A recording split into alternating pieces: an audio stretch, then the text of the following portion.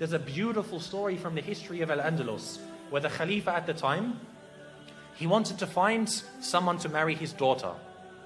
And the Khalifa, he doesn't just want, anyone to, it was his son. He didn't want just anyone to marry his son. You want to find the best girl available. So he made a proclamation in the city of Cordoba. He said, if there is a family who has a girl that's of the age that's ready for marriage, meaning maybe, 16, 20 years old, put a candle in your window tonight. And she's ready for marriage, and she has memorized the entire Quran. Put a candle in your window tonight. They said the entire city was lit up that night. The entire city was lit up because there were so many young girls who had memorized the Quran. So he said, Khair, my son can't marry that many women.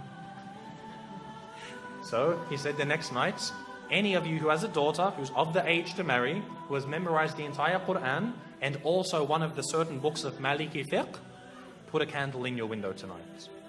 It was said again that night, not as much as the night before, but almost again the whole city was lit up by candles. I would dare to say that if we were to ask about our entire ummah today, to have one girl who's of the age to get married, who has memorized the entire Quran and one of the books of Maliki fiqh, khalas, any book of fiqh, we would not have a single candle in our windows tonight. This shows the state of the ummah. And this is a sign that we see when our women are educated, the ummah is strong. For the men to be educated, khalas, men are always going to be educated. They're always going to be needed. You're always going to need an imam. But the true test for the ummah is when the women are educated. You see today, most of our women, some parts of the world, the women can't even go into the masjids. They won't even have a space for them in the masjids, let alone educating them. You find, khalas, she knows how to cook and clean. Perfect, mashallah. This is all we need. No, they must be educated. This is why Andalus, it was seen as a high time for the ummah to know about Islam. No, I'm not saying for her to go to university and study liberal arts and accounting. I'm talking about Islam.